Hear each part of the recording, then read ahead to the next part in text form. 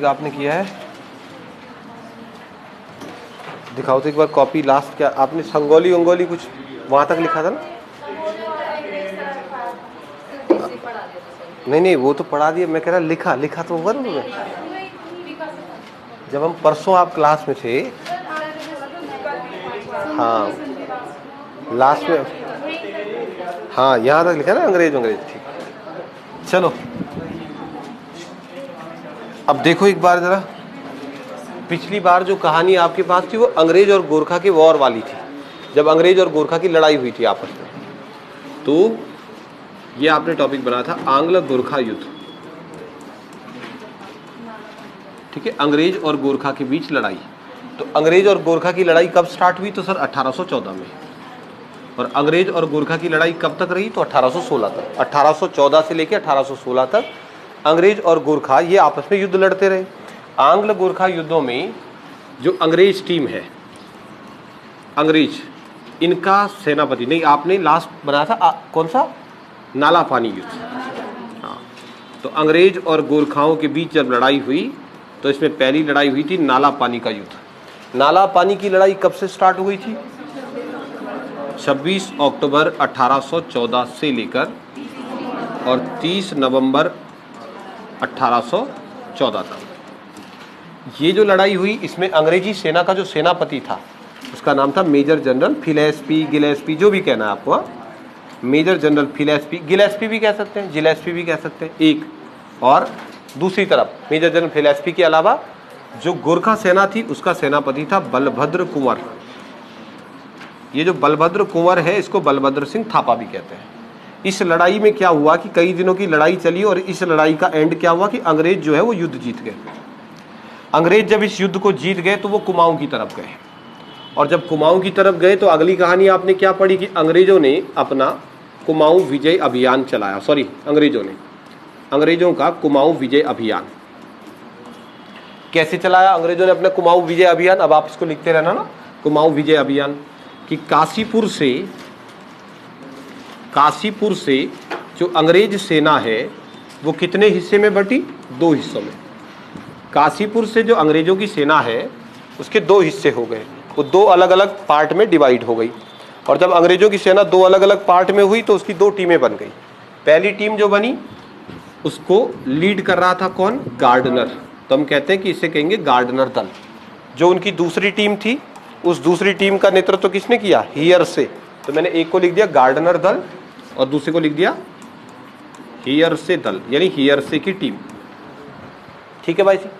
अब गार्डनर दल को तो कोई दिक्कत आई नहीं, पर ये जो कैप्टन हियर से था, इस कैप्टन हियर से की टीम जब आगे बढ़ी, कैप्टन हियर से का दल जब आगे बढ़ा तो कैप्टन हियर से को रास्ते में किससे युद्ध करना पड़ा? हस्तिदल चौतुरिया से। अब ये हस्तिदल चौतुरिया से इसने कुछ युद्ध करे। हस्तिदल चौतुरिया के साथ इसने जो युद्ध करे वो कौन कौन से थे? एक आधे युद्ध आपको याद रखने। हियरसे के द्वारा ब्रह्मदेव मंडी का युद्ध लड़ा गया। अच्छा, ये एक तो बात मैं मेन तो भूल ही गया कि कुमाऊं विजय अभियान अंग्रेजों ने कब चलाया? 1815 में। गढ़वाल तो जीत गए थे 1814 में, लेकिन कुमाऊं इन्होंने जीता 1815, मतलब एंटर किया 1815 में। तो इनकी सेना आगे बढ़ी, गार्डनर दल, उसके बाद हियरसे दल। हियरसे दल में हियरसे अपनी सेना लेकर के गया और 1814 में उसका ब्रह्मदेव मंडी में लड़ाई हुआ। ब्रह्मदेव मंडी का युद्ध किस किस के बीच हुआ? तो मैं लिख रहा हूं कि कैप्टन हियरसे और गोरखा सेनापति कौन था? हस्तिदल चौतुरिया। तो हस्तिदल चौतुरिया एक और दूसरी तरफ कैप्टन हियरसे। जब दोनों की लड़ाई हुई तो इस लड़ाई में कैप्टन हियरसे हार गया, और कैप्टन हियरसे हार गया तो कैप्टन हियरसे को कैद कर लिया गया। तो इसको जेल में डाल दिया कैप्टन हियरसे को। कैप्टन हियरसे जेल में चले गया, हस्तिदल चौतुरिया ये जीत गया, मतलब गोरखा युद्ध जीत गए। तो जब गोरखा युद्ध जीते तो फिर अंग्रेजों के लिए टेंशन है। तो अंग्रेजों ने क्या किया?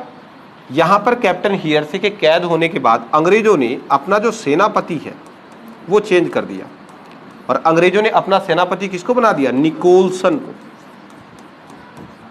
निकोलसन नाम के व्यक्ति को अंग्रेजों ने अपना सेनापति नियुक्त कर दिया। अब सेनापति निकोलसन बना और सेनापति निकोलसन अपनी सेना को लेकर के आगे बढ़ा। जब निकोलसन अपनी सेना को लेकर के आगे बढ़ा तो निकोलसन और हियर से नहीं, क्या नाम है उसका, हस्तिदल के बीच फिर से 1814 में, ये ब्रह्मदेव मंडी युद्ध कब हुआ तो आप कहेंगे 1814 में। जब सेनापति निकोलसन सेना को लेकर के आगे बढ़ा तो 1814 में ही सेनापति निकोलसन और गोरखा सेनापति हस्तिदल के बीच में फिर से एक युद्ध हुआ। उस युद्ध को कहते हैं दिगाली चौड़ का युद्ध। दिगाली चौड़ का युद्ध, ये एक और लड़ाई हुई, दिगाली चौड़ का युद्ध। एक ब्रह्मदेव मंडी का युद्ध हुआ, आगे बढ़े तो लड़ाई हुई दिगाली चौड़ में। दिगाली चौड़ के इस युद्ध में हस्तिदल की मृत्यु हो गई, हस्तिदल मारा गया, हस्तिदल चौतुरिया की मृत्यु हुई। और हस्तिदल चौतुरिया की मृत्यु होने का मतलब है कि अब अंग्रेजों ने सीधा अल्मोड़ा पर एंटर कर दिया। अब अंग्रेज जो है वो डायरेक्टली आपके अल्मोड़ा पहुंच गए, ठीक है। अल्मोड़ा के अंदर हस्तिदल चौतुरिया की जैसे ही मृत्यु हुई तो फिर अंग्रेज जो है वो आपके अल्मोड़ा पहुंच गए। और जब अंग्रेज अल्मोड़ा पहुंचे तो अल्मोड़ा के अंदर लिख दिया, ये इतना कर दिया, अच्छा नहीं, सेनापति निकोलसन 1814 में दिगाली चौड़ का युद्ध हुआ। दिगाली चौड़ के युद्ध में हस्तिदल चौतुरिया मारा गया। फिर जब हस्तिदल चौतुरिया मारा गया तो ये पूरी सेना पहुंची अल्मोड़ा, और जब पूरी की पूरी सेना अल्मोड़ा पहुंची तो अल्मोड़ा में अब लड़ाई होगी। और अल्मोड़ा में बताओ गोरखाओं का हेड ऑफिस क्या नाम था उसका, लाल मंडी। कहाँ रहते थे वो, लाल मंडी। तब लाल मंडी में लड़ाई हुई। तो अगले पॉइंट में 25 अप्रैल 1815 इस दिन लाल मंडी का जो किला है उस लाल मंडी किला में युद्ध हुआ। लाल मंडी के किला का युद्ध कब हुआ तो ये 25 अप्रैल 1815 को हुआ। 25 अप्रैल 1815 को लाल मंडी किला का युद्ध हुआ। देखो जी, अंग्रेज सेना का नेतृत्व इस युद्ध में किया गार्डनर ने। अंग्रेजों का लीडर कौन था, गार्डनर। और गोरखाओं का लीडर बताओ, 10 रुपया पाओ, बमसा। बमसा, क्योंकि लास्ट सूबा कौन था, बमसा, चौतरिया बमसा, ये था लास्ट सूबा। लाल मंडी का किला 25 अप्रैल 1815 ये लड़ाई हुई। लड़ाई खत्म। लड़ाई में कौन हार रहे थे, गोरखा हार रहे थे। इसलिए गोरखाओं ने क्या कर दी भाई, संधि कर दी। 27 अप्रैल 1815 ईस्वी को लाल मंडी की संधि हुई। लाल मंडी किला में संधि हुई और लाल मंडी संधि में यह डिसाइड किया गया कि अब गोरखा अपने देश को लौट जाए। लाल मंडी की संधि गार्डनर और बमसा के बीच हुई। एक तरफ बमसा था, एक तरफ गार्डनर था। इन दोनों लोगों ने आपस में संधि करी और कहा कि आप चले जाओ यहां से। तो सारे गोरखा अपने देश को लौट गए। जब गोरखा अपने देश को लौट गए तो फिर अंग्रेजों ने कहा कि रिस्क क्यों लेना है, और अंग्रेजों ने जल्दी से अपनी सत्ता स्थापित करी। वो बाद में पढ़ेंगे कैसे सत्ता स्थापित करी। लेकिन नेपाल का जो शासक था, नेपाल का जो राजा था, क्या नाम था, विक्रम शाह। नेपाल के राजा विक्रम शाह ने इस संधि को अस्वीकार किया। नेपाल के राजा ने कहा कि नहीं, मुझे नहीं पसंद है ये संधि। उन्होंने मना कर दिया कि नहीं, मेरे को ये संधि पसंद नहीं है। तो जब उन्होंने इस संधि को अस्वीकार किया, मना कर दिया, तो तब अंग्रेजों ने कहा कि चलो ठीक है, क्योंकि विक्रम शाह का कहना था कि राजा तो मैं हूं, राजा मैं हूं तो संधि भी मेरे साथ होगी। तो फिर अंग्रेजों ने कहा कि बात भी ठीक है, संधि आपके साथ ही होनी चाहिए। तो उन्होंने क्या कहा, विक्रम शाह को ही बुला दिया। और विक्रम शाह को बुला करके बिहार के अंदर एक संधि करने का प्लान हुआ। क्या कहते हैं उसको, संगौली संधि। बिहार के अंदर दनही गांव में संगौली नाम की एक जगह थी। वहां पर अंग्रेजों ने विक्रम शाह को बुलाया और कहा कि यहां बैठ के बात करते हैं। पर विक्रम शाह तो आया ही नहीं, उसने अपने राजगुरु को भेज दिया। तो जो भी आया तो संगौली की संधि हुई। कब संगौली संधि होती है, 2 दिसंबर 1815। इसमें डाउट मत करना, 2 दिसंबर को ही हुई है संधि। तो 2 दिसंबर 1815 ईस्वी को बिहार के संगौली नाम की जगह पर अंग्रेज और गोरखा के बीच संधि हुई। इस संधि को बोलते हैं संगौली संधि। और इसी संधि के बाद आंग्ल गोरखा वॉर खत्म हुआ। तो आंग्ल गोरखा युद्धों की समाप्ति जिस संधि के साथ होती है वो संगौली संधि है। और ये संधि हुई कब, 2 दिसंबर 1815।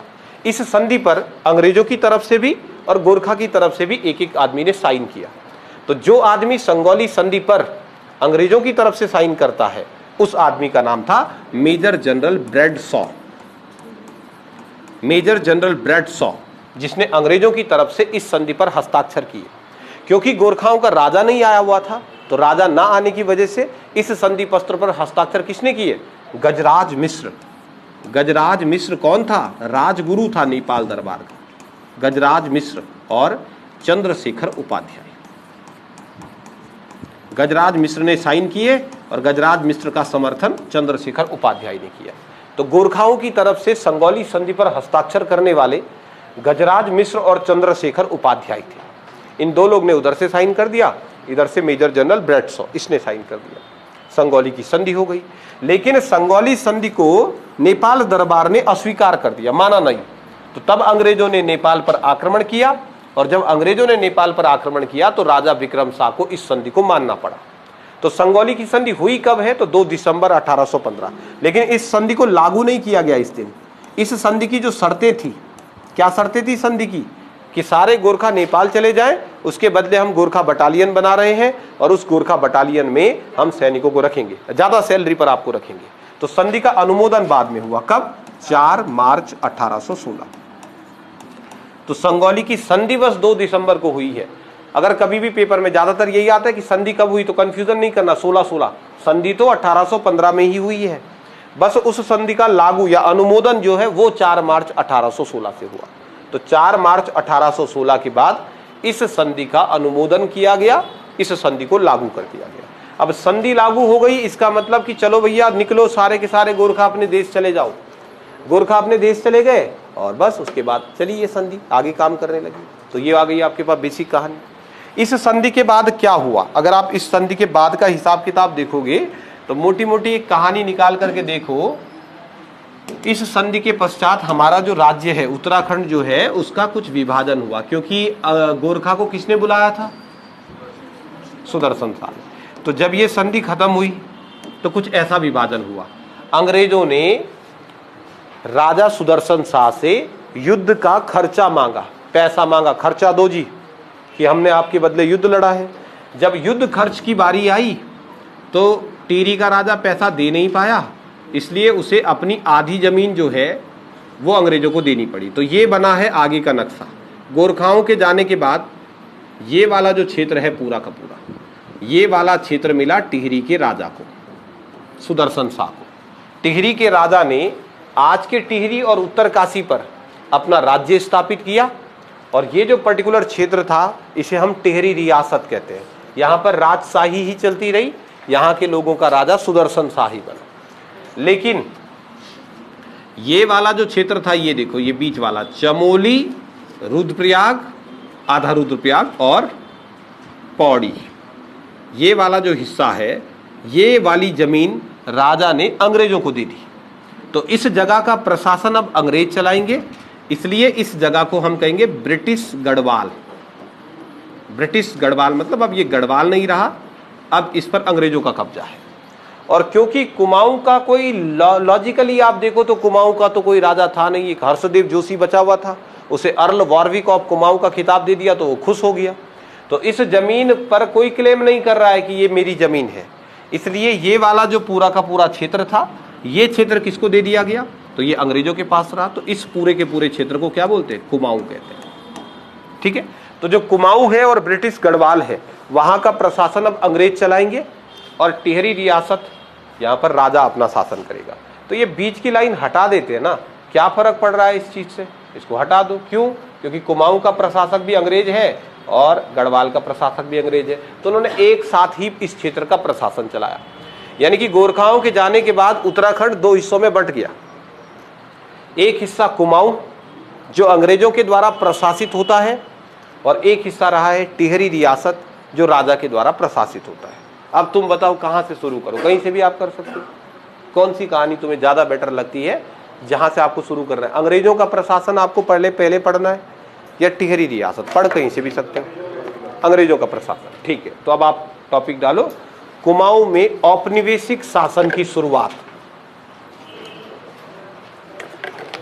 कुमाऊं में औपनिवेशिक शासन की शुरुआत। और इस लाइन का मतलब क्या है? औपनिवेशिक शासन मतलब अंग्रेजी शासन काल शुरू। कुमाऊं में औपनिवेशिक शासन की शुरुआत। कुमाऊं के अंदर औपनिवेशिक शासन की शुरुआत, अंग्रेजों का शासनकाल शुरू। देखो, कुमाऊं में ये जो औपनिवेशिक शासन है, यानी कि ये जो अंग्रेजों का शासन है, कहां पर? कुमाऊं में। ये 1815 से लेकर और 1947 तक रहा, 1947 तक रहा। 1815 से लेकर और 1947 तक कुमाऊं पर अंग्रेजों का शासन रहा, इसलिए इसको औपनिवेशिक शासन कहते थे। औपनिवेशिक शासनकाल 1815 से लेकर 1947 तक। ठीक है, क्या क्या किया अंग्रेजों ने यहां आकर के? सबसे पहले जैसे ही अंग्रेजों की एंट्री हुई तो अंग्रेजों ने इस क्षेत्र में आते ही सीधा सीधा हिसाब बना हुआ था, ये जमीन तो गई राजा के पास और बाकी की जमीन का एडमिनिस्ट्रेशन किसको करना है? अंग्रेजों को। तो अंग्रेजों के सामने सबसे पहला रास्ता ये जो जमीन है ना कुमाऊं की, ये जो जमीन है इसका क्या करें, क्योंकि ये अब अंग्रेजों की हो गई है, राजा ने भी दे दी आधी जमीन, तो ये जमीन अब अंग्रेजों की है। तो अब उनके दिमाग में पहली बात क्या आई कि इस जमीन का करें क्या? उनके पास बहुत सारे ऑप्शन थे। पहला ऑप्शन कि काम करते हैं, इस जमीन को ना राज्य बना देते हैं, बना सकते थे, इसको एक राज्य बना देते हैं, पर ये बहुत छोटी जमीन थी, बहुत कम एरिया था, इसलिए अंग्रेजों ने इसको राज्य नहीं बनाया। और भी कर सकते, कुछ भी कर सकते थे, वो चाहे तो इस जमीन को किसी और, जैसे नीचे का एरिया भी तो अंग्रेजों का था, उत्तर प्रदेश, तो वो चाहे तो इसको यहाँ भी जोड़ सकते थे, कुछ भी कर सकते थे। अंग्रेज की, अब हमारी जमीन है, जो मर्जी कर ले। अंग्रेजों ने जब इस क्षेत्र पर आए, यहाँ के लोगों को देखा, हमारे लोगों ने देखा कि अंग्रेजों ने गोरखा को भगा दिया, गोरखा बड़े अत्याचारी प्रकार के शासक थे, तो हमारे लोग बड़े खुश हुए और हमने कहा कि बस आप ही रहो भैया, यहाँ जाओ मत। जब अंग्रेजों ने इस क्षेत्र के लोगों को देखा तो उन्होंने देखा तो बड़े शरीफ से लोग हैं, ऊपर से ये पूरा का पूरा क्षेत्र पर्वतीय क्षेत्र, पहाड़ी क्षेत्र है पूरा का पूरा, यहाँ पर संसाधनों की कमी है, लोगों का यहाँ पर टारगेट सिर्फ और सिर्फ एक ही है, बस एक ही उद्देश्य, वो उनको कोई ज़्यादा फालतू का मतलब नहीं, उनका उद्देश्य सिर्फ और सिर्फ ये था कि बस जीवित रह ले, पेट भर जाए और बस कहानी खत्म।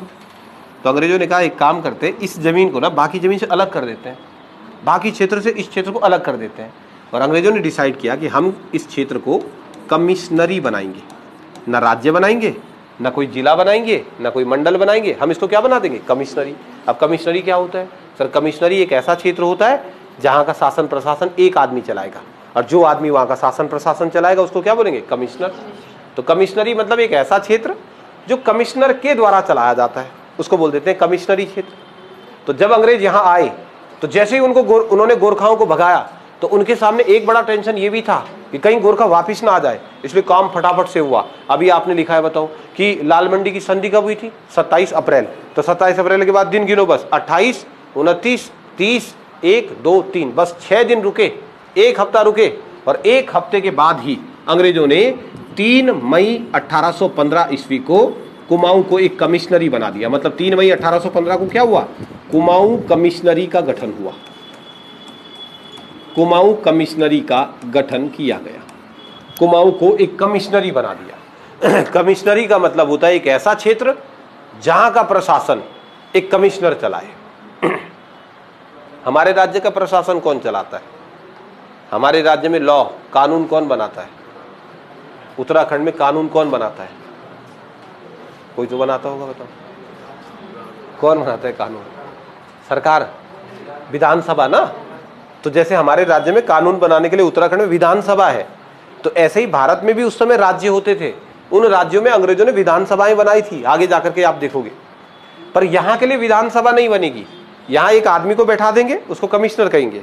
जैसे कुछ कुछ आप मानो जैसे यूनियन टेरिटरी होते हैं, कुछ कुछ मान लो ना, पूरा नहीं, पर लगभग लगभग केंद्र शासित प्रदेश, केंद्र शासित प्रदेशों का एक प्रशासक होता है ना, होता है केंद्र शासित प्रदेशों में, उसको लेफ्टिनेंट गवर्नर एलजी कह लेते हैं, उपराज्यपाल कहते हैं, प्रशासक कह देते हैं।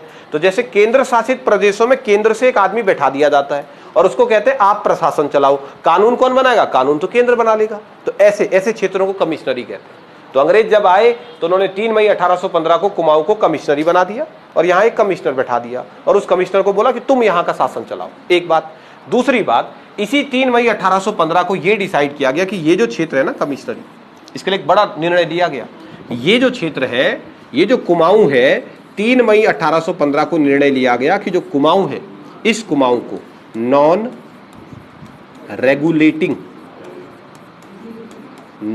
रेगुलेटिंग एरिया ये भी बना दिया जाए। ये क्या होता है? इसको बोलते हैं गैर विनियमित क्षेत्र, गैर विनियमित क्षेत्र। यानी 3 मई 1815 को कुमाऊं कमिश्नरी तो बनी है, पर कमिश्नरी के साथ साथ इसको क्या बना दिया, नॉन रेगुलेटिंग क्षेत्र भी बना दिया, गैर विनियमित क्षेत्र भी बना दिया।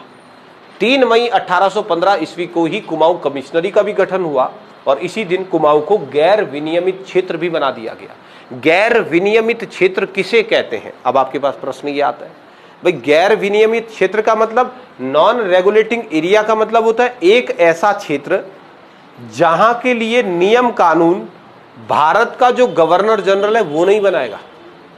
जिस समय की हम बात कर रहे हैं 1815 की, इस समय अंग्रेजों का भारत में सबसे बड़ा प्रशासक कौन होता था? Governor general of Bengal. Bengal का गवर्नर जनरल, पॉलिटी में पढ़े हो ना, गवर्नर जनरल ऑफ बंगाल होता था। क्या उसकी एग्जीक्यूटिव काउंसिल भी थी, कार्यकारी परिषद? हाँ जी। और ये लोग मिलकर भारत के लिए कानून बनाते थे। तो ये लोग भारत के जिस जिस क्षेत्र के लिए कानून बनाते थे, सुनो तो क्या बोल रहा मैं, ये लोग गवर्नर जनरल और उसकी कार्यकारी परिषद जहां जहां के लिए कानून बनाती थी उसे बोलते थे नियमित। उसको क्या बोलेंगे? नियमित, रेगुलेटिंग एरिया। और जहां के लिए ये कानून नहीं बनाएंगे उसे बोलेंगे गैर विनियमित, नॉन रेगुलेटिंग। तो क्योंकि कुमाऊं की स्थिति अलग थी, अंग्रेजों ने यहां आकर के देखा कि ज्योग्राफिकली ये जमीन अलग है, पहाड़ी एरिया है, यहाँ के लोग भी अलग, इनकी परंपराएं अलग, इनका कल्चर अलग। तो उन्होंने कहा कि इनके लिए कानून वहां ना बनाओ जहां सब बनाते हैं, बल्कि ये डिसाइड हुआ कि कमिश्नर ही इन लोगों के लिए कानून बनाते। बात समझ में आई आपको? जैसे मान लो फॉर एग्जांपल अवध है, अवध उत्तर प्रदेश का अवध राज्य, उसको भी अंग्रेजों ने अपने पास लिया। तो जो अवध राज्य है ना, वहां के लिए कानून कौन बना रहा है? Governor general of Bengal. Bengal से कानून बन रहा है वहां के लिए, अवध के लिए। मान लो बाद में झांसी आया, मान लो कोई भी प्रदेश है, बाकी के जितने भी जमीन है, इन बाकी की जमीनों के लिए कानून ये बना रहे हैं। पर अंग्रेजों ने कहा यार यहाँ अलग अलग रिवाज है, अलग प्रकार के लोग हैं, शरीफ लोग हैं, पहाड़ी क्षेत्र है, तो ये यहाँ के लिए कानून बनाएंगे तो क्या फायदा? ये तो कानून बनाएंगे रेलवे के, यहाँ रेलवे, सड़क परिवहन, कुछ नहीं था यहाँ। तो उन्होंने कहा एक काम करो, ये जमीन थोड़ा सा पिछड़ा हुआ क्षेत्र है, तो यहाँ के लिए कानून का निर्माण कौन करे? तो कमिश्नर ही यहाँ के लिए कानून का निर्माण कर दे। इसलिए इसको कमिश्नरी बनाया गया। और तब ऐसे क्षेत्र को क्या बोलते हैं? Non regulating. तो आपके पास अगर प्रश्न आता है कि कुमाऊं को नॉन रेगुलेटिंग कब बनाया गया, तो क्या बोलोगे? अब मैं तुमसे पूछ रहा कि नॉन रेगुलेशन अच्छा है कि रेगुलेशन अच्छा है? क्या बढ़िया है कि कानून बंगाल में बने हमारा, या एक आदमी ही हमारे लिए कानून बना दे? ज्यादा बेटर क्या है कि ये एक आदमी बना ले या बंगाल में बने?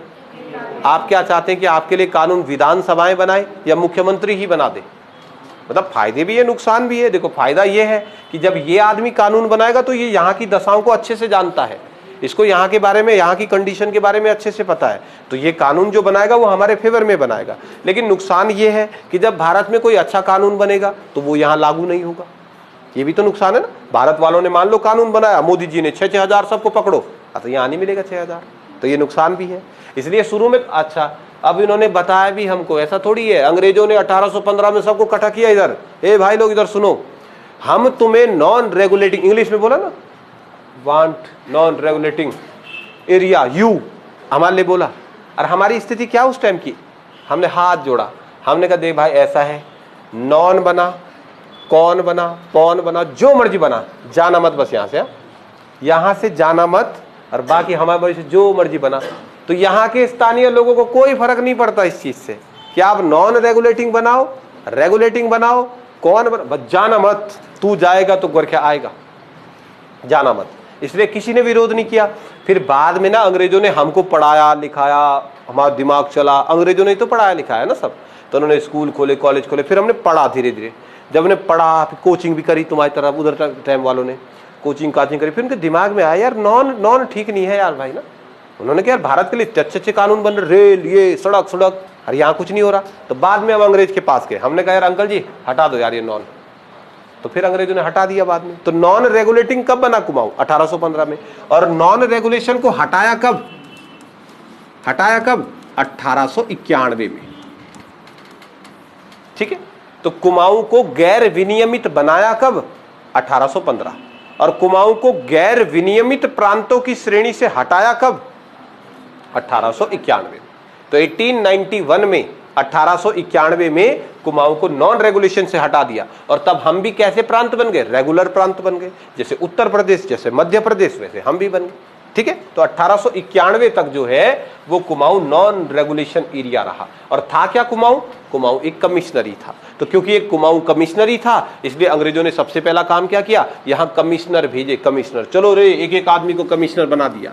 तो जो भी आदमी यहां का कमिश्नर बनता था उसको हम क्या बोलते हैं, उसको हम बोलते हैं कुमाऊं कमिश्नर, कुमाऊं का कमिश्नर। तो खूब सारे कुमाऊं कमिश्नर आए। पहले शुरुआती वालों की बात करते हैं, क्योंकि शुरुआती कुमाऊं कमिश्नर बड़े इंपॉर्टेंट होते हैं, जो शुरू में बनते हैं ना कमिश्नर, क्योंकि उन्होंने देखो एक कच्चा राज्य था और उसको एक ठीक ठाक जगह पर पहुंचाया। शुरुआती सबसे ज्यादा चैलेंज तो शुरुआत वालों के लिए है, बाद वालों को तो बनी बनाई व्यवस्था मिल जाएगी। तो सबसे पहले जब हम कुमाऊं कमिश्नरों की बात करते हैं तो कुमाऊं कमिश्नरों में पहला जो कुमाऊं कमिश्नर था इसका नाम था एडवर्ड गार्डनर। पहला कुमाऊं कमिश्नर, कुमाऊं का जो पहला कमिश्नर था इसका नाम था एडवर्ड गार्डनर, पहला कुमाऊं कमिश्नर। ये कब बना कुमाऊं कमिश्नर? तो आप कहेंगे सर 1815 में बना और 16 तक रहा। फिर उन्होंने कुछ काम किए ना, यहाँ पर आके कुछ तो काम किए होंगे, तो अब 15 से लेके 16 तक ये कुमाऊं कमिश्नर रहा। अच्छा, 15 में भी कब आ रहा है कमिश्नर बनने? मई में। अब मई में आया, मार्च अप्रैल आधा साल 15 और मार्च के पास चले गया। तो मतलब इसने ना 10-11 महीने ही यहाँ पर काम किया। तो सबसे कम समय के लिए जो कुमाऊं कमिश्नर बना ना वो एडवर्ड गार्डनर है। आगे पढ़ेंगे इसके पॉइंट। फिर 1816 में इसको रिटायर कर दिया और जब इसको रिटायर किया तो इसके बाद दूसरा कमिश्नर भेजा। बहुत खतरनाक आदमी था, आपने नाम सुना होगा, जॉर्ज विलियम ट्रेल। ये कुमाऊं का दूसरा कमिश्नर था। इसका नाम आपने सुना है, ट्रेल, जॉर्ज विलियम ट्रेल। ये कुमाऊं का दूसरा कमिश्नर बना। ये 1816 से लेकर और 1835 तक कमिश्नर बनता है और इसने खूब विकास किया भाई उत्तराखंड का, भर भर के विकास किया। तो उत्तराखंड के सर्वाधिक विकास करने वाले लोगों में जिस आदमी का नाम होता है वो है जॉर्ज विलियम ट्रेल। 1816 से 1835 तक इस कमिश्नर ने काम किया। फिर 1835 में ना ये वाला कमिश्नर रिटायर हो गया। जब ये कमिश्नर रिटायर हुआ तो फिर उसके बाद तीसरा कमिश्नर आया, उसका नाम था जॉर्ज गोबान। जॉर्ज गोबान, ये तीसरा कमिश्नर आया। ये खत्म था, खत्म, सबसे खत्म कमिश्नर 1836 से लेके और 1838 या 39 तक यही कमिश्नर रहा। ठीक है, 1836 से लेके 38 तक। फिर ये कमिश्नर बना गोबान, खत्म, किसी काम का नहीं, अनुभवहीन, एक्सपीरियंस नहीं था, अटपटांग सिस्टम चला दिया कुछ टाइम के लिए। फिर इसको जल्दी रिटायर कर दिया क्योंकि इसके पास का कुछ था नहीं। तो जब ये गया तो फिर चौथा कमिश्नर आया। चौथा कमिश्नर जो हमारे राज्य का बना इसको बोलते हैं लूसिंगटन।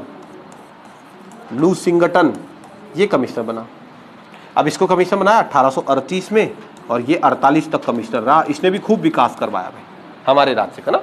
अब क्योंकि प्रशासन अंग्रेजों के पास चले गया है तो वो अपने हिसाब से चलाएंगे प्रशासन, अपने हिसाब से नियम कानून बनाएंगे। तो ये कमिश्नर आया, इसका नाम था लूसिंगटन। फिर लूसिंगटन रिटायर हुआ तो उसके बाद अगला कमिश्नर बना John Hallett Batten. John Hallett Batten, Batten आपने नाम सुना, बैटन। कुमाऊं कमिश्नर का स्वर्णिम काल किसको बोलते हैं? बैटन के शासनकाल। ये 1848 से लेकर के और 1856 तक, 48 से लेकर 56 तक जॉन हैलिट बैटन ये कुमाऊं का कमिश्नर बना। फिर 56 में बैटन गया तो सबसे इंपॉर्टेंट कमिश्नर आया, कौन? Henry Ramsay. सबसे खतरनाक कमिश्नर तो यही था, हेनरी रैमजे, ये कुमाऊं का कमिश्नर बना। ये कुमाऊं का कमिश्नर था 1856 से लेकर और 1884 तक। आगे भी है कमिश्नर, पर पहले हम इन शुरुआती कमिश्नरों को स्टडी कर लेते हैं कि जो शुरुआत वाले कमिश्नर थे इन्होंने भाई हमारे राज्य में क्या क्या काम करवाया। ठीक है, तो शुरुआत के 6 कमिश्नरों से ही जनरली मोस्टली आपके पास क्वेश्चन बनेंगे। अगर कमिश्नरी क्षेत्र की बात करो तो शुरुआती प्रश्न आपके यहीं से बनेंगे। ठीक, अब इन कमिश्नरों ने क्या क्या काम किया, ये स्टार्टिंग कमिश्नर है। पहला टॉपिक आप डालो, एडवर्ड गार्डनर। पहला जो कुमाऊं का कमिश्नर था इसका नाम क्या था? Edward Gardner. और इसे 1815 में कुमाऊं का कमिश्नर नियुक्त किया गया। अब भाई साहब ने क्या क्या किया वो हमको देखना है। एडवर्ड गार्डनर कुमाऊं का पहला कमिश्नर था। तो इसके कुछ फैक्ट में लिख देता हूं। जैसे एडवर्ड गार्डनर की पहली बात क्या है कि सर ये पहला कमिश्नर है। कुमाऊं का पहला कमिश्नर कौन था? Edward Gardner. दूसरी बात भाई इसका कार्यकाल सबसे कम था, सबसे कम कार्यकाल। अब देखो आप कंपेयर करना किसका शासन अच्छा था, गोरखा, अंग्रेज या राजा महाराजा। शासन व्यवस्था किसकी अच्छी थी? सबसे पहली बात, ये कुमाऊं का पहला कमिश्नर था। दूसरी बात, इसका जो कार्यकाल है वो सबसे कम रहा। कुमाऊं कमिश्नरों में सबसे कम कार्यकाल वाला कमिश्नर कौन था? एडवर्ड गार्डनर था। तो जब ये कमिश्नर बना, तो जैसे ही ये कमिश्नर बना, कमिश्नर बनने के बाद इसने पहला काम क्या करवाया? यहाँ आया तो सोचो आप, 1 मिनट के लिए सिचुएशन सोचो यहाँ के लोगों की। अगर इस क्षेत्र में 1000 लोग रह रहे हैं तो 950 ऐसे हैं कि हाथ फूका सबका। डर कैसा बैठा हुआ, भयंकर डरे हुए लोग। उस समय हमको लगा कि बस हे भैया बस जाना मत यहाँ से। बुरी स्थिति, मतलब हमारे राज्य की लोगों की स्थिति उस समय बहुत बेकार थी जब एडवर्ड गार्डनर ने कमान संभाली। फिर उसने यहाँ आकर के यहाँ की समस्याओं को देखा कि यहाँ पर क्या क्या समस्या है। सबसे बड़ी समस्या क्या थी ना उस जमाने की? सबसे बड़ी समस्या कि इस राज्य में एक बहुत बड़ी बात चली थी। गोरखाओं ने क्या किया ना, गोरखाओं ने अपना राजस्व बढ़ाने के लिए, अपना रेवेन्यू बढ़ाने के लिए यहाँ के बच्चों को बेचना शुरू किया। गोरखा क्या करता, जैसे पैसा चाहिए। एक गोरखा मेरा दोस्त भी था बचपन में, गोविंद थापा, मेरे बचपन का दोस्त था। और वो क्या करता, जैसे हमारे यहाँ आता तो मेरा बचपन जो है ना, पूरा का पूरा बचपन, स्कूल वगैरह सब एक गर्ल्स हॉस्टल में बीता। एक गर्ल्स हॉस्टल था तो वहाँ पे मेरी मम्मी जॉब करती थी, तो मैं वहीं पर रहा। मतलब मैं छोटा था उस समय, 2, 3, 4, 5 में पढ़ता था। स्कूल 9th से था, तो 9th, 10th, 11th, 12th एक टिहरी में स्कूल है, आप लोग जानते हो, राजमाता कहते हैं उसे, वैसे नरेंद्र महिला लड़कियों का स्कूल है। तो वहीं पर मेरी मम्मी जॉब करती थी। तो उसी गर्ल्स हॉस्टल में, उस गर्ल्स हॉस्टल में अकेला मैं ही रहता था, एकमात्र। तो हॉस्टल की लड़कियों ने मुझे नाम दिया, मेरे घर वालों ने भी नाम वही रखा। घर का नाम कान्हा है मेरा, कान्हा। अकेला कान्हा था मैं वहां ना, कृष्णा एकमात्र। और गोपियां ही गोपियां चारों तरफ। अंदर आना एंटर नहीं था। स्कूल की लड़कियों ने वहां पर, वो 9th 10th में पढ़ते थे, मैं एंट्री किया जब, तो तब मैं 2 में था। जब मैं उस हॉस्टल में गया तो मैं 2 क्लास में पढ़ता था। पहले वो पुरानी टिहरी था, तो बाद में शिफ्ट होके बीपुरम आ गया। तो वो लोग कहते रहते कान्हा कान्हा कान्हा, तो मुझे नाम ही कान्हा पड़ गया उधर। ठीक था, मतलब उस प्रेमाइसेस के अंदर मेरे अलावा कोई और लड़का जा नहीं सकता था। लड़कों की एंट्री बंद, और लड़का थोड़ी आ सकता ना, गर्ल्स हॉस्टल है भाई। और मैं अकेले रहता था उधर अंदर। फिर मेरा दोस्त था स्कूल टाइम पे, गोविंद। तो मैं तो छिदर था, मैं ले आता था अपने दोस्तों को ना। और आप समझ सकते हो ना, स्कूल में सबसे ज्यादा पावर अगर किसी आदमी की थी तो मेरी ही थी। स्कूल जाते ही सारे लड़के मुझे फ्रूटी भी पिलाते थे, पैटीज वैटीज, समोसा समोसा, मजा था। मतलब अपना एक चीज के लिए, भाई अपने घर बुला दे। क्यों, मतलब कुछ नहीं, मतलब गर्ल्स हॉस्टल है ना, तो लोगों में क्रेज था कि यार उस हॉस्टल में तो कोई जा ही नहीं सकता। चारों तरफ तार बाड़ लगे हुए, चारों तरफ से पैक्ड था पूरी तरीके से। अंदर एंट्री आप कर नहीं सकते। 8 बजे के बाद तो जो लोग स्टाफ मेंबर वो भी नहीं जा सकते। मैं ही था जो 8 बजे के बाद भी जाता, क्योंकि गेट के बीच से घुस जाता था मैं ना, ऐसा गेट चौड़ा था तो चले जाता था। अब वो आया उधर गोविंद ना, तो पहली बार जब मैं उसे लाया तो मैंने कहा देख, एक तो बात नहीं करना चुपचाप से, और कहीं मैडम ना देख लेना, वार्डन मैडम है वो मारती भी है भाई। तो मैं चुपचाप लाया उसे। अब उस बेटे ने क्या किया कि चुपचाप मेरे साथ तो आया। तो जब वो बाहर गया तो वहां नालियां थी ना, तो नाली में ना ऐसे एंगल लगे होते थे, ऐसे, मतलब एक लोहा का आप इमेजिन करो, और इस पे लोहे की छोटी छोटी पत्तियां थी, ऐसे पत्तियां बनी हुई थी। वो मेरे घर आया, जाते हुए इसको देख के आ गया। अगले दिन फिर से, तब चौमिन खिलाई उसने, अगले दिन फिर आ रहा बोल मैं तेरे घर। अच्छा, एक प्लस पॉइंट ये भी था कि मैं अकेला था अपने दोस्तों में जिसके घर में टीवी नहीं होते थे उस समय, कम थे, तो टीवी देखने भी याद आते थे, डीवीडी देखने भी, वीसीडी प्लेयर इसके लिए भी याद आते थे। अब इसने क्या किया, जब ये दूसरे दिन आया ना तो अपने साथ डंडा भी लाया। और जब डंडा लाया तो इसने डंडा ऐसा फंसाया इसमें, और कड़ंक तोड़ा, ये टूट गया। और फिर कड़ंक ये तोड़ा, ये भी टूट गया। और 2-3 तोड़ दिए। और ये जो प्लेट थी ना लोहे की, इन सारी प्लेटों को इकट्ठा करके और बाजार ले गया और कबाड़ी को बेच दिया। समझ रहे तो क्या भयंकर दिमाग लगाया उसने। अब क्या हो रहा है कि कई, अच्छा हम लोग अंदर क्रिकेट खेलते थे, तो गर्ल्स हॉस्टल था, तो शाम को वो लोग क्रिकेट वगैरह खेलते थे, हम लोग क्रिकेट खेलते रहते थे। क्रिकेट खेलने में ना ये हमें बड़ी मदद करते थे। क्यों? क्योंकि अगर बॉल गई तो अंदर नहीं जाती थी। अब हम जब शाम को क्रिकेट खेल रहे हैं, कभी बैडमिंटन खेल रहे हैं, तो क्या देख रहे, बॉल नाली में चली गई। तो वहां पर एक हेड थी, उनकी लड़कियों की हेड थी रजनी। तो रजनी मतलब कप्तान टाइप की हो गई वहां। तो उसने एक दिन नोटिस किया और उसने मुझे कहा कि तूने एक चीज देखा, बॉल अंदर कैसे चली गई, ये बीच के एंगल कहाँ गए। तो हमने कहा ये भी सोचने वाली बात है, कहाँ चले गए। और गोविंद भाई धीरे धीरे आगे बढ़ रहा, चाउमीन से पिज्जा, मोमो डेली खिला रहा, एक ही चीज के लिए कि मुझे तेरे घर आना है। मुझे समझ आ नहीं रहा। जैसे जैसे गोविंद आ रहा, एंगल कम होते जा रहे, एंगल गायब होते जा रहे। तो एक दिन मैंने ये जानने की कोशिश करी। जब वो बाहर निकला ना तो मैं चुपचाप अंदर चले गया, लेकिन फिर बाहर आया तो देख रहा भाई कड़ाकड़ तोड़ रहा वहां, लगा है तोड़ने पे, ठीक है। अब जब इसने तोड़ा तो मैंने इसको मैंने कहा तुम मैडम पे चल पहले, तो बड़ा डर गया। तो उसने एक प्रस्ताव रखा, उसने कहा भाई सुन, देखिए काम करते हैं, जितने में बिकेगा ना आधा तू रख ले। तो मैं पहले तो नहीं मान रहा था, पर मान गया मैंने कहा चलो। मेरे मन में था कितने का बिकेगा यार, 20, 30, 40, 50 रुपए का। ये मार्केट गया 800 रुपए का बेच के आ गया इसको, और मेरे को 400 रुपए मिल गया। आप समझ रहे, बचपन में 400 रुपए का मतलब बहुत भयंकर। अगले दिन से गोविंद मुझे कुछ भी खिलाए, मैंने नहीं खाया, पर अगले दिन से डंडा मैंने उठाया, समझ रहे। अगले दिन से मैं डंडा लेके गया, और जो बचे हुए थे फिर मैंने तोड़े। अब तो मुझे सब पता था, तोड़ना है, कहाँ ले जाना है, कबाड़ी के पास। पूरा खाली कर दिया इसको, ठीक है। गलती किसकी थी? गलती गोविंद की थी। मैंने तो सीखा है ना उससे, क्या दिक्कत है? गलती तो गोविंद की थी, मैं तो सीखा हूं उससे। तो गोरखाओं के शासन काल में गोरखा क्या कर रहे हैं, हमारे बच्चों को बेच रहे हैं। और जब वो हमारे बच्चों को बेच रहे हैं तो एक प्रथा वाली बाल बिक रहे। अब गोरखा चले गया, तो गोरखा के जाने के बाद जैसे मैंने किया, अब हम खुद ही बेच रहे हैं अपने बच्चों को। अब ये प्रथा थी उत्तराखंड में, खुद ही अगल बगल में चाचा का लड़का ये चल टॉफी खाने, और बेच दिया उसको। पैसा नहीं था ना उस समय, इकोनॉमिक स्थिति अच्छी नहीं थी। तो गोरखा के जाने के बाद भी वो बच्चा बेचने वाली प्रथा बंद नहीं हुई।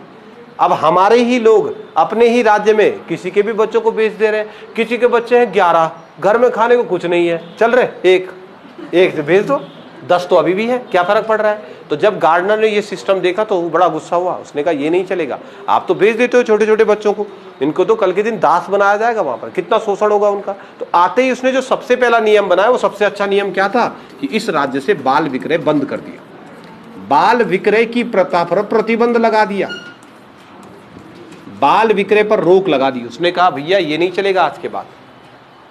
तो इससे हमारे राज्य के लोग बताओ खुश होंगे, नाराज? अच्छी बात है ना, नाराज क्यों होना है? नाराज तो वो होंगे जो बेचते थे, सब थोड़ी बेचते थे। तो अकेला मई में तो बेचता था, अनुराग भी तो रहता था वहां गर्ल्स हॉस्टल में। एक और था, वो थोड़ा दूर रहता था वहां से, अनुराग, वो बेचारा शरीफ था, कुछ नहीं करता था, मैम नमस्ते और तमीज से चलता था। सिद्धर तो वही था उधर, सारे बेच दिए। बाद में इंक्वायरी बैठी, इंक्वायरी में पता चला कि ये सारे के सारे कहाँ गए। मैं भी वहीं पर था, तो मैंने तो ऐसे रिएक्ट किया जो मैंने कहा कहाँ गए भाई, है ना, एक्सप्रेशन दिखाने पड़ते वैसे भाई ना, ऐसा डर जाएगा तो फंस जाएगा। फिर मैं बार बार अनुराग की तरफ देखते रहा, मैंने कहा तुम तो नहीं तोड़े? तो उसने कहा नहीं। मैंने कहा भाई ऐसा हो सकता है। तो मैडम ना एक बात बोल रही थी बीच में, क्या पागल है, टूट थोड़ी सकता है। नहीं, मैंने कहा मैडम डंडे से टूट भी सकता है, मैंने तो तोड़ रखा था ना, तो क्या फर्क पड़ रहा है, चल रहा है। तो बाल विक्रय पर रोक लगा दी तो बुरा तो वो मानेंगे ना जो बेच रहे हैं, तो वही मानेंगे, और जो नहीं बेच रहे हैं उनके लिए तो अच्छा है। तो भाई जो बच्चे को नहीं बेच रहे उनके लिए तो अच्छा सिस्टम था। तो पहले उसने क्या किया, पहला कमिश्नर था, कम से कम कार्यकाल, बाल विक्रय पर रोक लगाई। अगला, जमीनों का सिस्टम अटपटांग हो रखा गोरखाओं के शासन काल में। आप मान के चलो, मान लो गोरखा के शासन काल में इनकी जमीन है, और मैं आया इनके पास, मैंने इनसे टैक्स दिया, इन्होंने टैक्स में आनाकानी करी, तो गोरखाओं ने क्या किया, इनकी पूरी जमीन उठा के इनको दे दी, सारी की सारी इनको दे दी। क्यों? यही तैसी है। इन्होंने चाय पानी पिलाया गोरखा, ये गोरखा भाई ले चाय, अब गोरखा ने बोला चाय ले, 10 बीघा जमीन तेरी, अब ठीक इनकी, और दे दी किसको, इनको। तो ये लोग नाराज बैठे हुए थे, यार हमारी जमीन चली गई। तो जब अंग्रेज आए तो अंग्रेज यहाँ आकर के, अंग्रेजों को फायदा क्या होगा, वो टैक्स ही तो लेंगे, और टैक्स सबसे ज्यादा किस पर लिया जाता था, जमीन पर।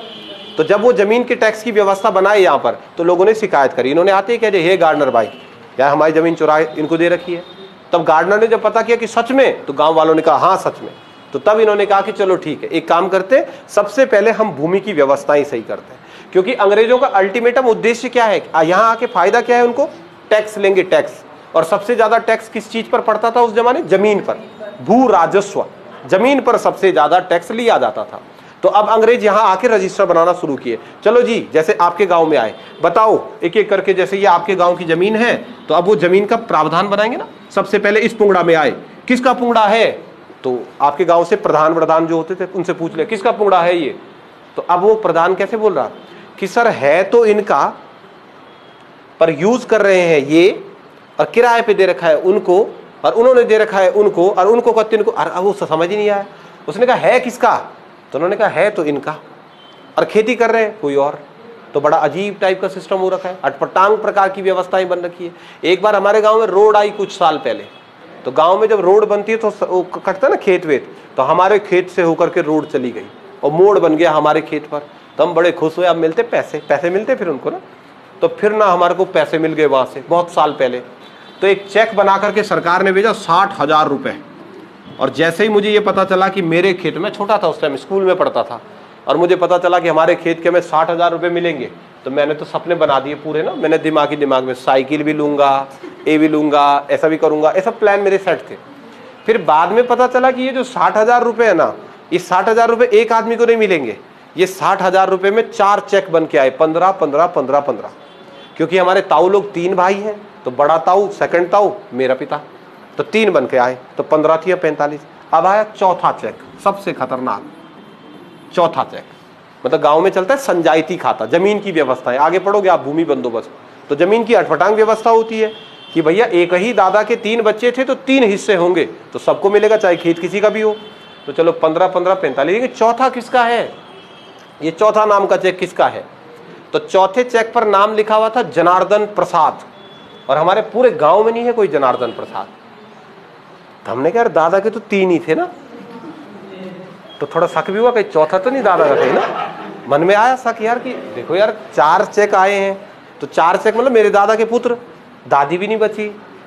ताऊ लोगों से पूछा हमने, वो गुस्सा हो गए, उन्होंने कहा पागल है क्या, मेरे पापा के लिए ऐसा बोल रहा। अरे हमने कहा देख लो भाई, आपके ही पापा का है, चौथा भी आ रखा है। जनार्दन प्रसाद कौन है, तुम जानते हो? उन्होंने कहा जी हम नहीं जानते। और अब ये पैसा तब तक नहीं मिलेगा जब तक चारों एक साथ नहीं आएंगे ट्रेजरी में, चारों को साइन करने होते हैं। अब जनार्दन प्रसाद की ढूंढ हुई, अपना 15,000 भी अटक गया। कई दिनों तक ढूंढते ढूंढते ढूंढते ढूंढते एक ना टिहरी के लास्ट बॉर्डर पर एक जगह है, रुद्रप्रयाग से बॉर्डर बनाती, जखोली कहते हैं उसे, लास्ट एंड है बिल्कुल। और फिर पता चला कि जनार्दन प्रसाद जखोली का है, तो उसे ढूंढने गए, उससे बात करी, यार भाई एक बार बता। हमने कहा पैसे तो छोड़, तेरे नाम पे कैसे आए पैसे, तेरा हमारे गांव से कोई संबंध है क्या? तो उसने कहा मेरे को भी नहीं पता भाई, कोई संबंध तो है नहीं, मतलब हमारी जमीन का पैसा जखोली के किसी आदमी के नाम पे आ गया। और बड़ा दिक्कत हुआ। फिर हमने कहा इसको यार भैया अब चल जो भी है, चल ऐसा कर 15,000 रुपये ले, फिर हमको दे दे। तो उसने कहा हाँ जरूर, क्यों, जब मेरे नाम पे तो मैं रखूंगा। हमने कहा हमारी जमीन का पैसा क्यों खाएगा तू, है ना, ऐसी व्यवस्थाएं बड़ी दिक्कत हो जाती है। फिर जब ट्रेजरी में गए तो पता चला कि जो जनार्दन के दादा थे, जनार्दन के जो दादा थे और मेरे जो परदादा थे वो मित्र थे। और एक बार जनार्दन के दादा ने मेरे परदादा को 3 बकरी दी, तो इसलिए मेरे दादा ने जनार्दन के दादा को, मेरे परदादा ने जनार्दन के दादा को खेत दे दिया 3 बकरी के चक्कर में। और गांव में बकरी काटनी, मीट खानी थी उनको, अब मीट के चक्कर में दे दिया। अब मीट के चक्कर में दे तो दिया, परंतु जो हमारी भूमि है ना, उस भूमि में ये भी भाई साहब पार्टनर बन गया। तो अब हमारी जमीन में कभी भी कोई पैसा आए ना, तो जनार्दन भाई टकाटक बैठा हुआ है। हमने कहा मत करे यार जनार्दन, तो उसने कहा बकरी तो ले गया तेरे दादा ना, बकरी तेरे दादा ने खाई, तो भाई पैसा तो रखेंगे। तो ले दे के जुगाड़ उगाड़ लगा के ये डिसाइड हुआ कि उसने कहा कि चलो ठीक है 50-50, 7.5 मैं रखूंगा, 7.5 तुमको दूंगा। तो ये सब व्यवस्थाएं कहाँ बिगड़ी है, पहले की ना। अब ये व्यवस्थाएं कब सुधरेंगी? ऐसा ही चल रहा है, वो खत्म नहीं हुआ, ये सिस्टम चल रहा है अभी भी। अभी भी अगर हमारे गाँव में जमीन का क्लेम मिलेगा तो जनार्दन भाई टकाटक बैठा है। और मेरा बहुत बेस्ट फ्रेंड है, रोज सुबह सुबह भेजता हूँ फोटो, सुप्रभात। क्यों? क्योंकि हवाएं चल रही है हमारे गांव में कि आपका गांव विस्थापित हो सकता है, डैम के किनारे है ना, विस्थापित हो सकता है, मतलब बेटा पैसा मिलेगा, पैसा मिलेगा मतलब जनार्दन भाई को भी मिलेगा। डेली तो एक ही मैसेज, और भाई जी ठीक ठाक? मैंने कहा जी ठीक ठाक। गांव नहीं गए? नहीं गए। क्या हो रहा विस्थापन का? तब ब्लॉक ही कर दिया मैंने उसको, फिलहाल उसी चक्कर में पूछ रहा ना। अब देखो हमारे साथ, और हमारा कुछ नहीं है, हमारा कुछ नहीं है। अब हम ये बात सरकार को कहें ना कि सर ये आदमी का हमसे कोई कांटेक्ट नहीं है, तो कुछ नहीं होता है। एक ही बार व्यवस्था सुधरेगी। अब फिर से जब उत्तराखंड की सरकार पटवारियों को नियुक्त करे, और पटवारी आएंगे अब ऑन फील्ड, मेरी ख्याल से 2024-25 तक हो जाना चाहिए, वो फील्ड में आएंगे और खेतों का मापन होगा, नापेंगे खेतों को। एक बुक बनाई जाएगी, उस बुक में नाम लिखा जाएगा गौरव भट्ट, ये गांव का नाम, इसकी जब पूरा नक्शा बनेगा, कितनी जमीन है आपके पास, कितना कितना भूमि का रकबा, कितना कृषि भूमि, कितनी ये भूमि, कितनी, सब हिस्सेदारों के नाम, तुम्हारे चाचा ताऊ कौन है, क्या है।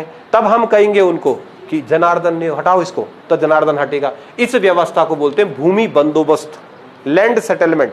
कि मतलब आप फील्ड पे आओ, जमीन को वास्तव में देखो, उसको नापो, उसकी पैमाइश करो, और पैमाइश के बाद देखो कि ये जमीन है किसकी, उस पर कोई विवाद है तो उस विवाद को खत्म करो। इस व्यवस्था को बोलते हैं भूमि बंदोबस्त। तो जब गार्डनर यहाँ आया तो आने के बाद उसने अगला काम क्या किया, राज्य में पहला भूमि बंदोबस्त करवाया, उत्तराखंड का पहला भूमि बंदोबस्त। बड़ी टेंशन है अंग्रेजों के लिए, इतनी आसानी से थोड़ी राज्य बना।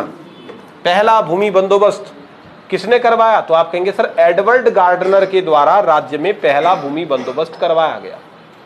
प्रथम भूमि बंदोबस्त किसने करवाया, तो कहेंगे एडवर्ड गार्डनर ने पहला भूमि बंदोबस्त करवाया। कब करवाया, तो सर 1815 में करवाया। 1815 में करवाया। कहां करवाया, तो सर कुमाऊं करवाया। कहां नहीं करवाया, तो गढ़वाल में नहीं करवाया। क्यों नहीं करवाया, क्योंकि कुमाऊं में उसने हाथ खड़े कर दिए, गढ़वाल का बंदोबस्त करवा ही नहीं पाया। जब एडवर्ड गार्डनर के पास लोग शिकायत लेकर के गए ना, सर हमारी जमीनें ना गोरखाओं ने इधर उधर कर दी, तो उसने कहा कोई दिक्कत नहीं, मैं आ रहा तुम्हारे गांव में, मैं करता हूं सेटलमेंट। अब जैसे ही वो किसी गांव में पहुंचा, तो गांव में देखो ये पहला खेत बना हुआ है। अब ऐसा तो होता ही नहीं है, गांव का खेत कैसा होता, तो ऐसा बन रहा, ये पहला वालों का खेत ऐसा। तो जब गार्डनर पहुंचा तो पहले तो उसने इसका चित्र देख के ही अजीब हो गया ना, भाई ऐसा क्या सांप जैसे बना हुआ है। अब उसने पूछा किसका है, तो मान लो इनका है। किसको दिया गया है, इनको दिया गया है। तो चलो विवाद ये तो क्लियर हो गया। गांव के सयाणा से पूछा ये बात सच है, उन्होंने कहा हाँ जी सच है। तो फिर इनसे जमीन छीन के इनको दे दी वापिस। चलो ये मामला तो निपट गया। अब बात आई कि ये जमीन है कितनी, अब बात आई कि पैमाइश करो। तो जब इनसे पूछा कि हाँ भाई कितनी जमीन है ये, तो ये लोग कह रहे हैं कि है कितनी, अभी नापे नहीं, फीटा लेके नहीं आया है। तो जब यहाँ के लोगों से पूछा कितनी जमीन, तो ये कह रहे 5 जूला 15 नाली 7 मुट्ठी। ये किसको कह रहे, गार्डनर को। गार्डनर शौक, क्या क्या क्या भाई, क्या लंबाई चौड़ाई नाप रहे, किसमें, 5 जूला 15 नाली 7 मुट्ठी। अब उसने कहा कैसा जूला, तो उन्होंने कहा हमें क्या पता कैसा जूला, पर 5 जूला। अब जूला क्या होता है, अब अंग्रेज को क्या समझ आता है, सेंटीमीटर, किलोमीटर, मीटर, फुट, गज, अंग्रेज नापता है इसमें।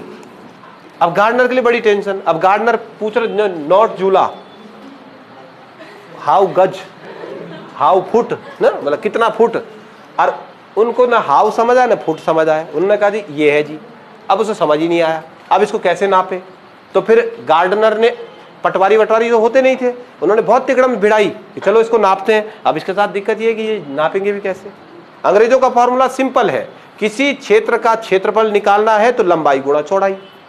तो वो बाई चांस मान के चलो फीटा लेके आए, तो लंबाई नापनी तो सिंपल है। अब नापो चौड़ाई। अब चौड़ाई क्या है इसकी, यहाँ पे तो कुछ और ही है, अब यहाँ पे कुछ और ही है, यहाँ तो सिर्फ श्रीलंका जा रखा है। तो दिक्कत है, कैसे नापेंगे लंबाई गुणा चौड़ाई, वो चौड़ाई ही नहीं निकाल पाए। और ये तो मैंने एक ही साइड का बनाया, खेत तो यहाँ से भी ऐसे तिरछा मिर्चा, तो चतुर्भुज भी नहीं है बोलते इसको ना, अटपटांगी, ऐसी कोई आकृति ही नहीं होती है। तो गार्डनर ने जब बंदोबस्त करवाना चाहा तो वो जमीन को माप ही नहीं सका, जमीनें भी तिरछी मिर्ची, यहाँ का सिस्टम समझ ही नहीं आया। अब गार्डनर को क्या करना है, भूमि बंदोबस्त के बाद इन पे टैक्स भी लगाना है। तुम्हारी जमीन वापस मिली ना, तो टैक्स भी तो दोगे इस जमीन पर, क्योंकि भूमि का स्वामी तो अंग्रेज बन गया है, तो आप खेती वेती करोगे, टैक्स भी तो दोगे। तो अब कितना टैक्स, और अंग्रेज का पास एक चिट्ठी वो लेकर के आ रखा है, उसने ऐसा सिस्टम बना रखा है सीधा सीधा कि मान लो उदाहरण के लिए कि भाई 10 रुपया स्क्वायर फीट, ये बना के ला रखा है।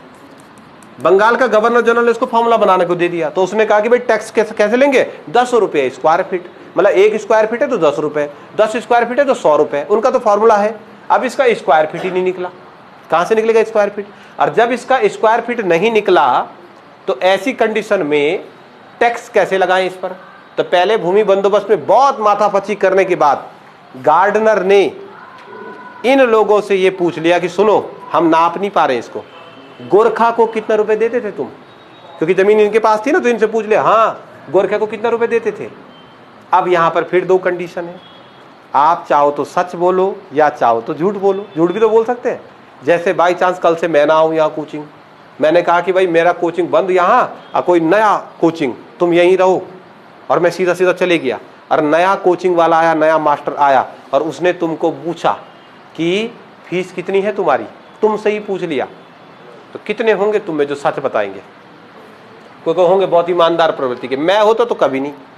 अगर मैं होता स्टूडेंट और पूछ ले कोई कि तुम्हारा पिछला टीचर कितना लेता था, हमने कहा हम तो फ्री है ना, अरे बाजी पूछ लो उनसे, फ्री है हम, क्यों, और गुरुजी ने कर्जा देना था मेरा, बराबर हो जाए, कुछ भी घुमा देंगे ना। तो अब समस्या ये भी है कि जब उसने इन्हीं से पूछा कि तुम गोरखा को कितना देते, और बाई चांस ये देते 100 रुपए, और इन्होंने अंग्रेज को बोल दिया क्या 10 रुपए, तो अब तुम बताओ तुम बाकी लोगों का कर्तव्य क्या है। अगर फीस के बारे में पूछा जा रहा है और फीस के बारे में आके एक टीचर ने पूछ लिया तुमको कि बताओ तुम्हारी फीस कितनी थी पहले, और तुमने कहा सर मैं तो फ्री थी, तो तुम बाकी के जो इसके खास दोस्त होंगे, जो खास उनको तो पता है ना, तो तुम क्या करोगे, चुप रहोगे कि बोलोगे कि ना झूठ बोल रही, क्या करोगे तुम, जरूर चुप रहेंगे। कैसी बात कर रहे तुम, चुप रहेंगे। और वो भी आज के कलयुग के जमाने में चुप रहेगा आदमी। उसका फ्री हो रहा, तुमको पैसा पड़ रहा, अरे भाई जी पागल है क्या? या तो सबको हो फ्री, या तो फ्री हो तो सबका हो। ऐसा हो सकता? तुम्हारा दोस्त है और तुम्हारे दोस्त की कोई चीज माफ हो जाए और तुमसे पैसा पड़े तो खुश होते तुम? सच में नहीं होते। अभी तो अगल बगल दोस्त बैठे तब बोल रहे ना तुम, कोई नहीं होता भाई, बाद में आएगा चुपके से, गुरु जी जरा यहाँ सुन, झूठ बोली थी क्लास के सामने, उसने मेरे सामने दिया भाई फीस, बोलेंगे ना। तो अब देखो जब गार्डनर पूछेगा ना तो झूठ कोई बोल नहीं सकता।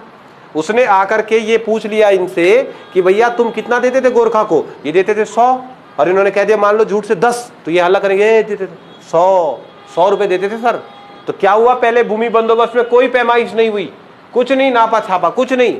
गार्डनर ने सीधा नियम बनाया कि जितना पैसा आप अपनी जमीन पर गोरखाओं को टैक्स देते थे उतना ही आप हमको दो, हो गया बंदोबस्त। अब गढ़वाल तो आया ही नहीं वो, उसने गढ़वाल वालों को कहा कि ये भाई जितना पिछली बार देते यार उतना ही लो, कोई जमीन नाप छाप नहीं। अभी तो जमीन का सिस्टम ही समझ नहीं आ रहा है। तो गार्डनर ने कुमाऊं में जो पहला भूमि बंदोबस्त किया उसमें क्या किया, तो उसमें अब इसको मैं लिख रहा हूं, ये जो कथा मैं बोल रहा था, अब इसको लिखते टाइम फीस दे रहा कि तुमने तो बढ़िया से लिखना पड़ेगा, बढ़िया से ना। पिछले वर्ष समझ में आया, मतलब हो क्या रहा है, क्या लिख रहा हूं मैं अब कि भाई ये छोटी कितना पैसे देती थी, गुरु जी मेरे फ्री था। अब बाद में पता चला कि 10 रुपए, मतलब जितना तुम गोरखा को देते थे उतना ही हमको दो। तो इसको थोड़ा लिखना पड़ता है वैसे, मतलब पिछले वर्ष की प्राप्तियों को, पिछले वर्ष की प्राप्तियों को आधार मानकर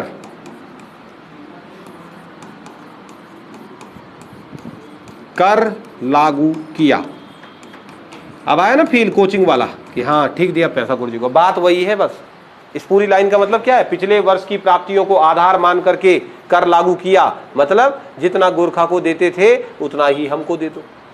फिर से ये शब्द आया, अंग्रेजों का जमाना आ गया लेकिन फिर से एक शब्द आया, क्या, टैक्स। और जैसे ही यहाँ के आदमी ने नाम सुना टैक्स तो उसको लगा कि बच गए, अब फिर से लेते अब टैक्स।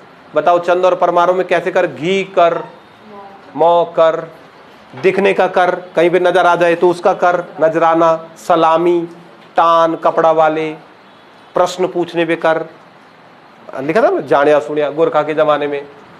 कुकरियालो, कुत्ता है राजा के घर में तो कुत्ता खाना खाता उसका भी कर, घोड़ियालो, नचनिया, बजनिया, एक कई प्रकार के टैक्स। तो लोगों का ना मूड बड़ा खराब हो गया, तो इन्होंने जैसे तैसे पूछ ही लिया इससे गार्डनर से, ये भाई गार्डनर भाई इतना बता, और भी पढ़ेंगे अभी, एक तो ले लिया तूने जमीन से, ये तो राजा भी लेते थे, गोरखा भी लेते थे, तू भी ले रहा है जमीन पर, और कौन कौन से टैक्स लगेंगे।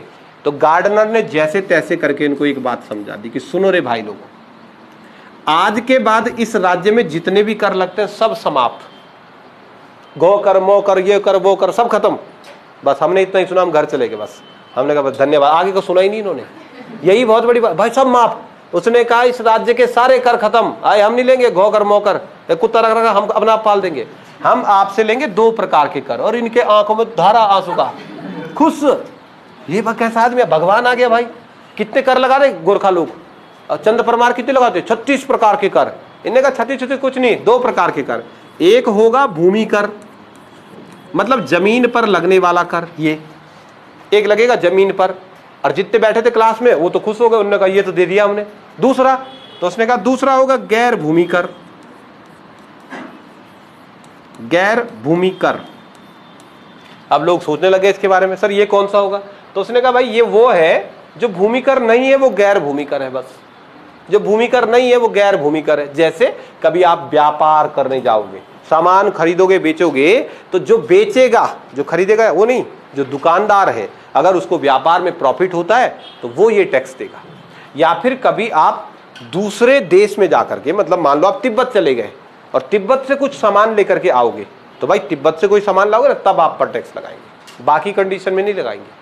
तो 2 प्रकार के लगेंगे। तो लोगों ने ये तो दे ही दिया था, वो तो उतना ही पड़ रहा था जितना पहला पड़ता है। फिर इसमें लोगों ने कहा व्यापार कहाँ से करना, व्यापार यहाँ हाथ फूका हुआ सबका। तो उन्होंने कहा ये हमें करना नहीं है, हमें तो करना यही वाला है।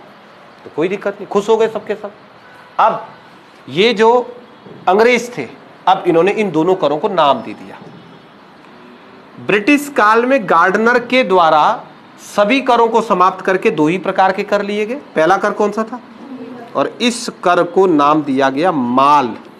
माल मतलब भूमि कर, जमीन पर लगने वाला कर, क्योंकि ये नगद लिया जाता था। नगद लिए जाने वाले कर को माल कहते थे, माल कर। जैसे तुम कभी व्यापार करने जाओ तो व्यापार करने जाने के बाद आप कुछ पैसा कमा करके ले आओ, काम करने जाओ किसी को, तो जब आप पैसा कमा करके ले आओगे तो पैसे के लिए एक वर्ड यूज करते हैं ना, माल। कितना माल कमाया? 500 रुपए कमाया, तो माल कर मतलब भूमि कर। और दूसरा कर था गैर भूमि कर। गैर भूमि कर मतलब इसके अलावा किसी और चीज पे। जैसे कभी मान लो आपने कोई अपराध कर दिया, तब आप पर मान लो जुर्माना लगा, तो वो भी तो एक प्रकार का टैक्स है। तो गैर भूमि करों को क्या कहा जाता था? इसको सायर कहते थे। गैर भूमि कर को क्या कहा जाता था? गैर भूमि कर को सायर। तो अंग्रेजों के जमाने बस कर दो ही हो गए। बहुत अच्छी बात है, नहीं? तभी तो हम अंग्रेज के सपोर्टर हुए। उन्होंने कहा बस दो ही, माल और सायर। माल आपको देना है जमीन पर, और सायर आपको देना है अगर कोई और बात हुई तो, अदरवाइज नहीं, जबरदस्ती नहीं है। बाकी आपको जमीन पर तो यही देना है। तो फिर हम लोग बड़े खुश हुए। फिर सब घर जा रहे थे तो गार्डनर ने सबको रोका, रुको रे रुको। उसने कहा कि मैंने इस राज्य में आकर के देखा है कि यहाँ तो जमीनें भी कई प्रकार की है। कुछ जमीनें उपजाऊ है, सेरा, जहां बहुत ज्यादा अन्न होता है, और कुछ जमीनें बंजर है, इसको बोलते हैं इजर, इजरान। तो उसने कहा सुनो, जो बंजर जमीन है उस पे किस चीज का टैक्स दोगे? वहां तो उत्पादन ही नहीं होता है। बंजर भूमि पर आपको टैक्स नहीं देना है। अरे हमारा क्या हाल हो रहा है ना। हमने कहा ये रुलाए मराएगा हमको आज ही क्या, कितना अच्छा है रे भाई तू। अब कहां से आया ऐसा आदमी भाई, कह रहा है कि जमीन पर कर लेंगे, लेकिन जमीन पर लिए जाने वाले कर में भी बंजर भूमि पर कर नहीं लगेगा। बंजर जमीन पर कोई कर नहीं लगेगा। अच्छी व्यवस्था इनकी की बुरी। देखो हमारी कितनी प्रॉब्लम को समझ रहे हैं ना। कह रहे हैं बंजर भूमि पर हम किसी भी प्रकार का कोई कर नहीं लगाएंगे। जो जमीन बाजा है तो उस पे कहां लगाना कर। तुमने कहा ठीक है भाई, बढ़िया आदमी है ये भी। ये सारी व्यवस्थाएं बनाने के बाद अब इस अंग्रेज अधिकारी ने अगला काम क्या किया। थोड़ा डर भी लग रहा था हमको, कहीं चाल तो नहीं चल रही, तो अच्छा कैसे हो सकता है कोई। अब इसने गार्डनर ने क्या बोला, गढ़वाल की मुख्य राजधानी कहां थी? श्रीनगर। और कुमाऊं की मुख्य राजधानी कहां थी? अल्मोड़ा। तो ये जो कुमाऊं कमिश्नर होता था ना, ये अल्मोड़ा में ही बैठता था। कुमाऊं कमिश्नरी का मुख्यालय कहां था? अल्मोड़ा। और पूरे गढ़वाल का सेंटर पॉइंट था श्रीनगर। तो ये जो गार्डनर था इसने क्या किया, इसने एक नियम बनाया। इसने अपने कुछ अधिकारियों को श्रीनगर भेजा कि कुछ लोग श्रीनगर में भी बैठो, और आप लोग क्या करेंगे ना, आप गढ़वाल का प्रशासन देखो। और खुद ये कहां बैठता था? अल्मोड़ा। अब इसने एक सिस्टम लॉन्च किया। सबसे पहले इसने अल्मोड़ा के कुछ लोगों को बुलाया और उनको कहा कि क्या आपको नौकरी करनी है? सरकारी गवर्नमेंट जॉब, ये कोई पेपर नहीं, कुछ नहीं, आप गवर्नमेंट जॉब करना चाहते हैं? तो उन्होंने कहा हाँ कर लेंगे, पैसा मिलेगा बदले में। तो नौकरी भी देने लगा। नौकरी क्या थी? अल्मोड़ा से प्रतिदिन, हर दिन एक आदमी को सुबह सुबह 6 बजे यहां से जाना है। कहां? श्रीनगर। और जिस दिन ये यहां से श्रीनगर निकला, उसी दिन एक आदमी श्रीनगर से अल्मोड़ा आया। अगले दिन ये वहां, ऐसे ड्यूटी लगेगी। उसने कहा कि हमारे कुछ अधिकारी श्रीनगर में बैठते हैं, जैसे हमें उनको कुछ मैसेज देना हो, तो फोन नहीं था ना, तो कैसे करेंगे? चिट्ठी लिखेंगे। चिट्ठी को क्या बोलते हैं? डाक। तो हम एक डाक बनाएंगे, आपको बस ये डाक ना श्रीनगर पहुंचानी है, और श्रीनगर से ये डाक ना आपको अल्मोड़ा पहुंचानी है। तो एक नई सिस्टम शुरू किया। इससे हमारे को क्या फायदा हुआ? इससे हमारे को ये फायदा हुआ कि मान लो कि अल्मोड़ा से सुबह सुबह एक लड़का श्रीनगर के लिए निकल रहा है, गुल्लू भाई। गुल्लू क्या लेके जा रहा है? डाक लेके। गाड़ी तो थी नहीं, कैसे जाएगा? पैदल। तो गुल्लू जो है ना, वो अल्मोड़ा से जा रहा है श्रीनगर, क्या लेके? डाक लेके। डाक मतलब डॉक्यूमेंट। डाक का मतलब ही क्या हुआ? डॉक्यूमेंट, कुछ कागज। तो इसके पास कितने कागज है? मान लो एक चिट्ठी है, फॉर एग्जाम्पल गुल्लू जा रहा है यहां से एक चिट्ठी लेकर, ठीक है।